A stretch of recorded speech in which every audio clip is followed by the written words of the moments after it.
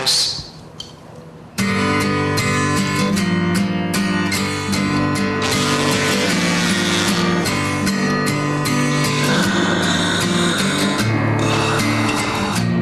How peculiar.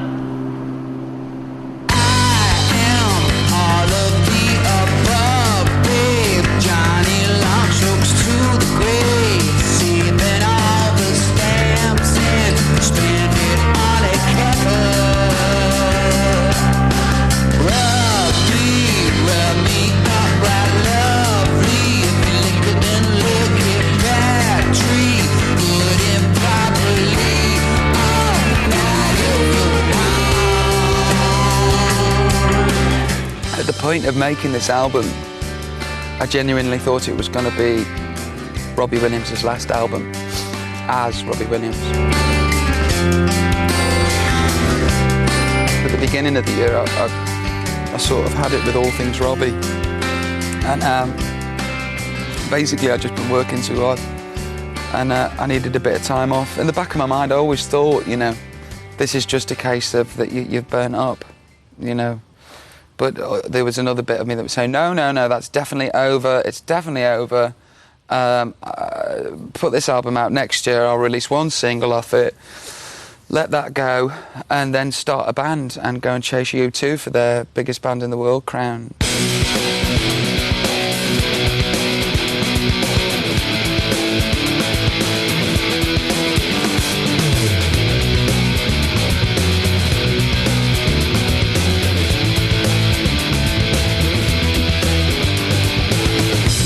It went from being the conception of the recording, you know, it went from being an okay Robbie Williams album. And then we wrote 4 or 5 new songs and it went from being okay to just tremendous. You know, the best album I've done, full stop. I sort of changed my mind about wanting to be Bono.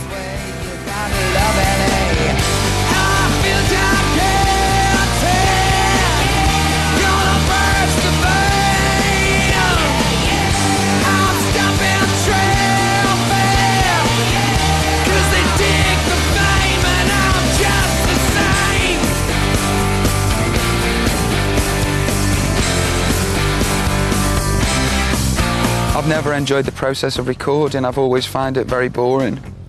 I've always found it very lonely. I found doing vocals really lonely. Out in a booth where it's deadly silent and then you've got some glass between you and then some more glass between you and somebody staring at you going,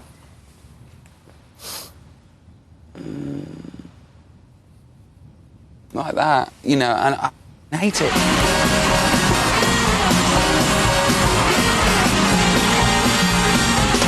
But the Swing album changed all that because it was just amazing. You know, I was working with a 60-piece orchestra a lot of the time, singing to them playing, which I'd never thought I'd be able to do, and pulling it off. And it was a joy. And I thought it's just a shame that recording my own material can't be this much fun. I found my spiritual home! As the albums have progressed, you know, they've become more produced, more overdubs, you know, more sophisticated from a recording point of view, but probably from Robbie's point of view, not so much fun to make. What we did here last time at Capitol in Studio A was the inspiration for wanting to record in the traditional way. You know, people that can actually play in time and in tune, and the singer all in the room together. Let's do it that the clip. Yeah, do it that the clip. Okay. That the clip, please. Yeah. Here we go. Yeah, let's do it like I used to do it. Okay. I know what I don't want, you know, and it's a good place to start from. And what I don't want is the over-perfection that I had on the last album. And perhaps we over-egged some of the tracks, and he was kind of keen to get back to the way we recorded on the first album, get a more raw feel. So that did dictate the direction for the album in general.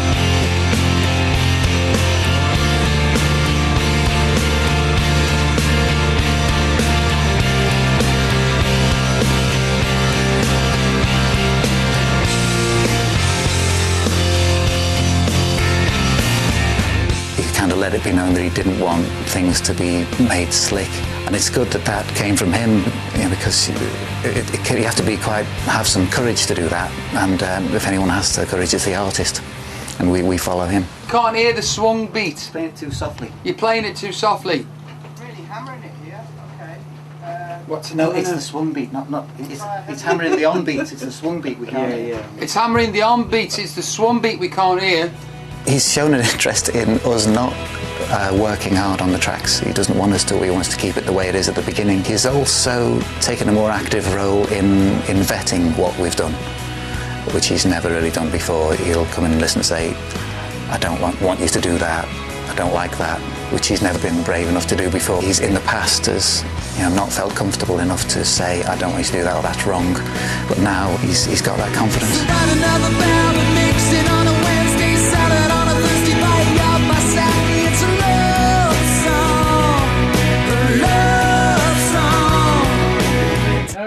In the middle eight. I know everything! Look, I just wanted to.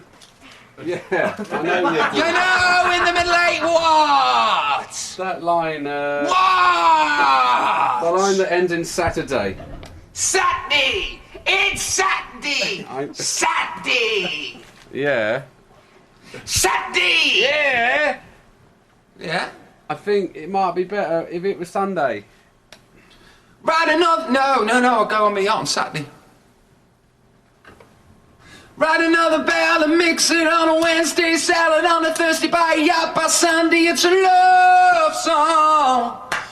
What am I doing on Saturday? There's sounding ways to play, it's the mirrors in the street. I pray, but when I'm coming down, you'll be asleep. A young pretender in my crown's hypocrisy. I come undone, I am scum.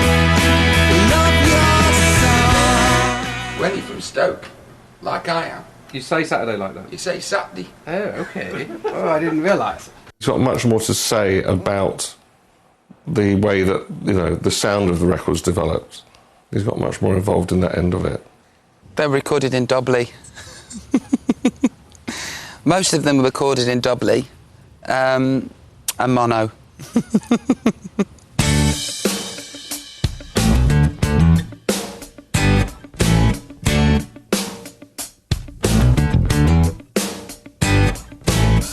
Hello, did you miss me? I know I'm hard to resist. Y'all can come and help me pick the sweet corn out of this. It's hard to be humble when you're big. Did you ever meet a sexy male chauvinist pig? I'm gonna milk it till I turn it into cheese. Tell your babes and arms and the way peace, come take a piece of me. World's most handsome man.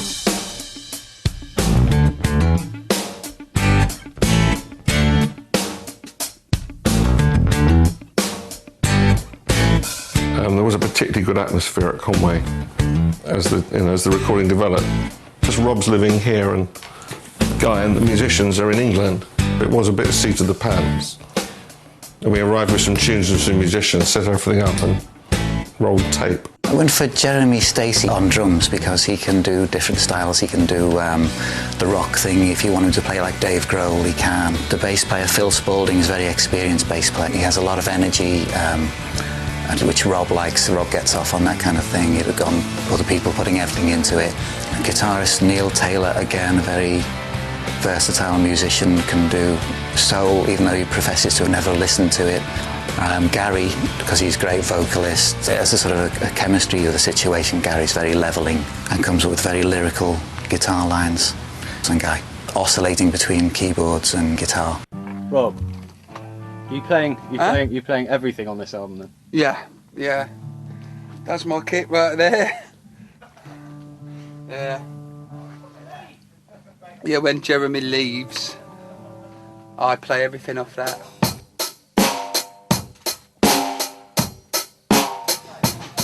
So I saw you playing the bass earlier and the guitar. Yeah. A multi-talented. No, I did record an awful lot of the vocals naked. gives you a certain vulnerability. You know, it just feels good to be naked, man. Clothes are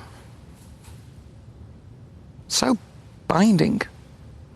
No, that's... Did you get the Superman outfit? I actually went to the studio in a Superman's outfit. It's really liberating because you've actually got a set of pecs in this suit. It's like a cardboard set of pecs. Feels great. And the funny thing is in Los Angeles is if you turn up at the recording studio dressed as Superman, nobody that works there bats an eyelid. Hi, Robbie. I want to come as Heidi tomorrow.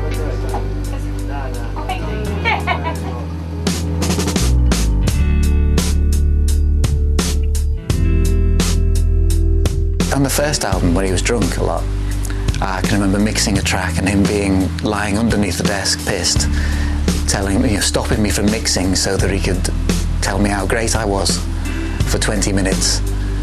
And we've kind of moved from that to, I suppose, a more professional attitude to the work.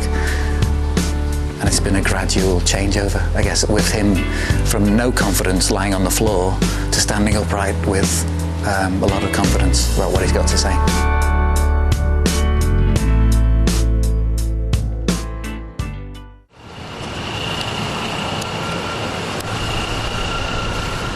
First day of the album shoot for the 5th album, Escapology, and I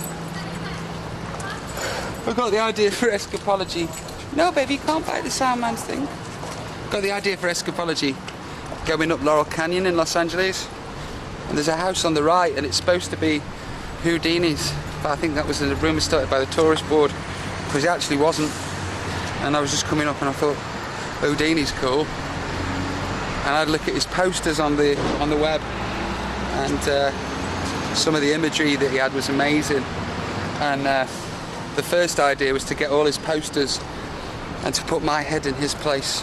And we've sacked that and come up with something better. Booby gravy. The shot that we're doing today is because the whole album sort of themed around the idea of escapology. We're doing a thing where we're putting you inside a really, really tight water tank, which is quite sort of close to the proximity of his body. And it sort of gives the illusion or implies that he's trapped or can't get out. So what we've done is we've made this round tank out of plexiglass, which is much clearer for the camera to look through, and therefore there won't be too much distortion on his face.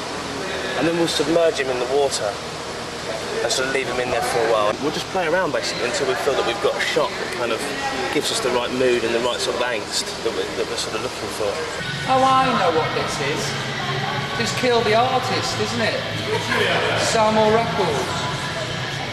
That's kind of what we've always done with Robbie, is that in the art direction, you set up a series of scenarios that he has then a role to play within them. 50% is the idea, and the other 50% is him and how he reacts to those situations.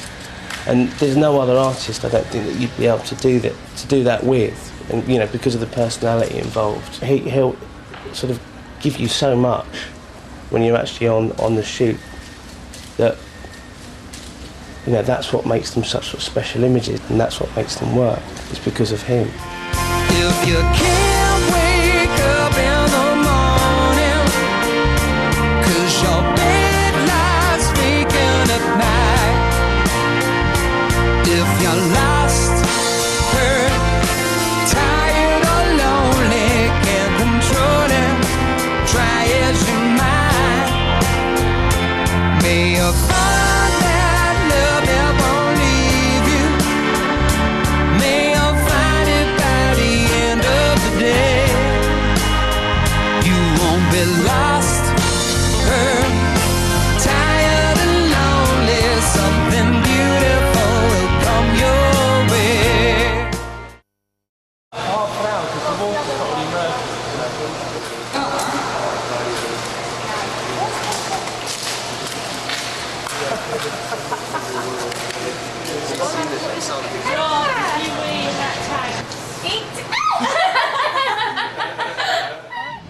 with this album, and I mean with all the albums, to be honest, Rob's sort of come with references, I'd say, and with those loose references, you know, I then will take them on board and make them more, you know, focused. What we always try and do is present him with the most extreme ideas in terms of a scenario that he would be in. And there was a sort of a list of different possibilities that we gave him, and out of those, Rob actually picked the more dangerous ones, which is quite funny.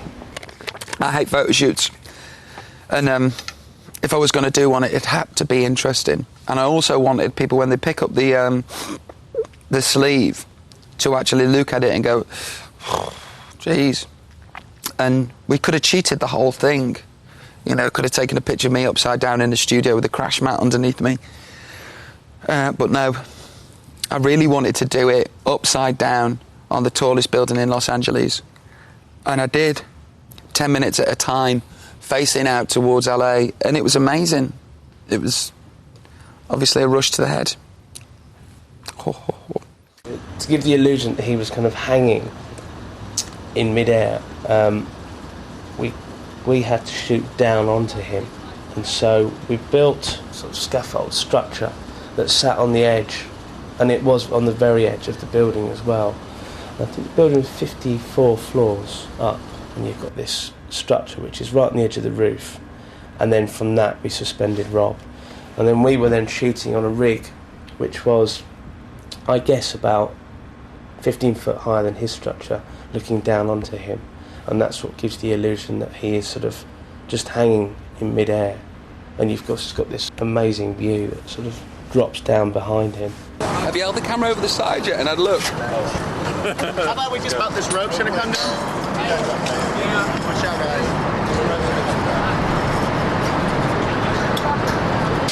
I'll get him.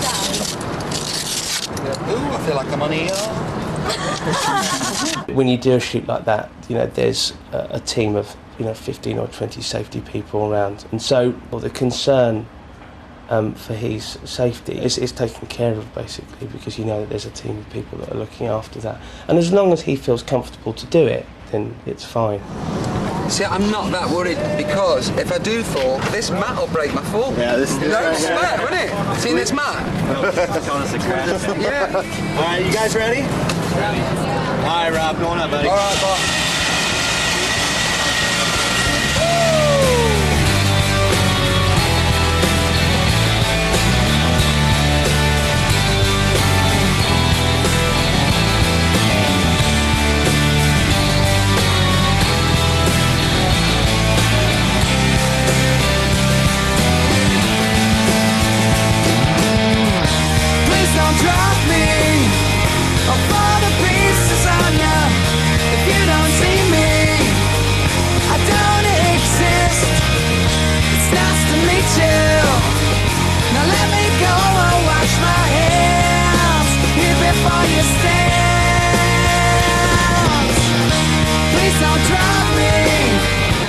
Lots of people standing underneath. Just lots of people stood there watching me.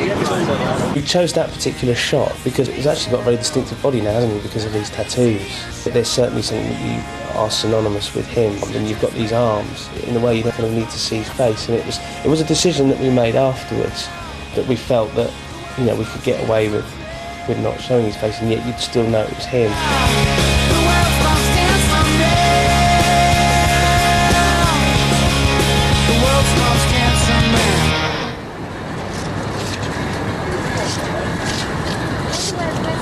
Cheers, guys, thank you.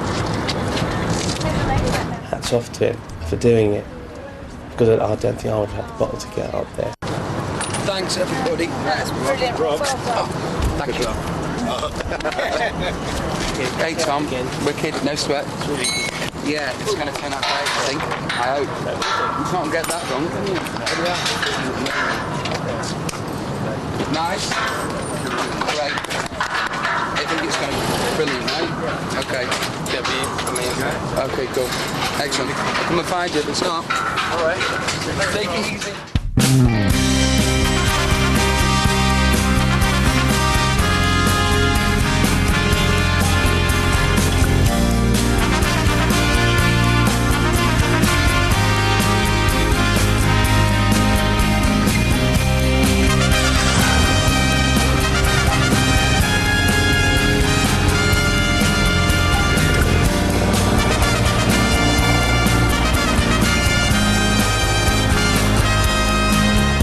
can never think of an idea without speaking to Rob. It's like really weird, but I just have to know where his head's at, where his mindset's at, and what flavour he's after. And then he might just say one word to me and it'd be brilliant. It'll just spark off one idea.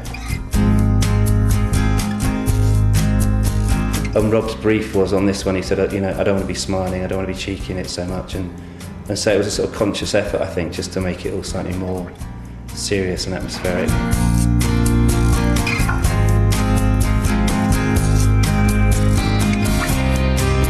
There was a sort of feeling from Rob and I think everybody that we'd gone down the slightly ironic comedy route, or you know, the smirky sort of videos, or the clever ones, and in a way it was almost let's get back to just that sort of atmosphere that we had on Angels.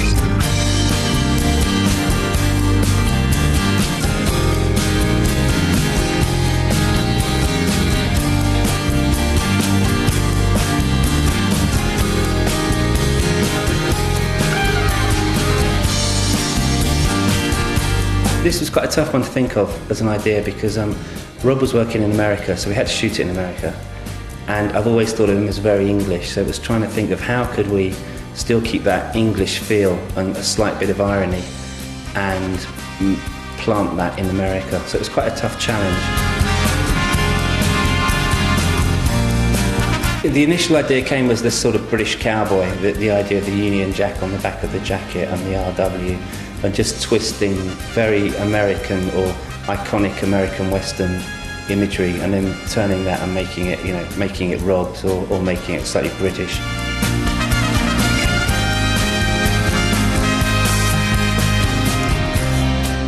We just wanted a really big landscape, and I'd seen the beginning of The Shining, that really lovely scene where the car drives up through the mountains and the forests. And somebody said that was in Canada, and we started looking around there and we just found this place called Fortress, which was just absolutely beautiful.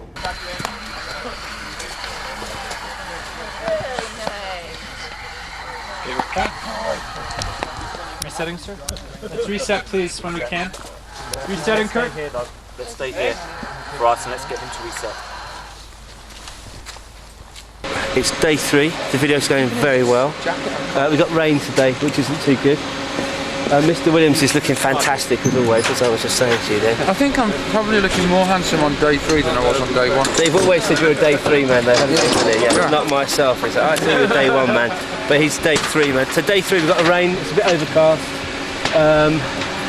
We've had snow day 1, we had sunshine day 2, we had rain day 3.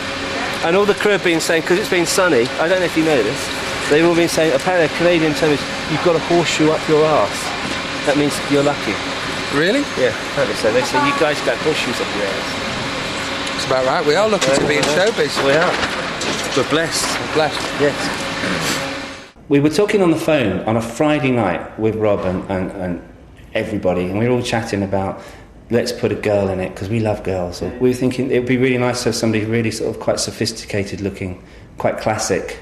And it was so this woman sort of implied that she owned the ranch, or she was a sort of money, wealthy woman. And funny enough, Rob went out that night and we got a phone call the next day and he said he met Daryl Hannah. We had a meal together and she was great. She was really good company and loads of fun and easy to be with. And I just went, would you do my video, please? I thought I was going to be working with Robin Williams on a movie. And I just felt guilty and I couldn't get out of it. Sometimes, like, my really naughty side of me tries to think something that I think Rob couldn't do, but he does it really well every time. It's just so annoying. So I'm trying to think of something really dangerous for the next one, but I can't at the moment. But he just got on this horse and within 5 minutes he was like off galloping with the cowboys and all that, and he was really, I couldn't have done it. The boy Williams rides like a genius. I'm a natural. It was like everybody had their heart in their mouth, I think. Sort of like 85 million quid going over the horizon sort of thing, and he was brilliant, he was fine in it.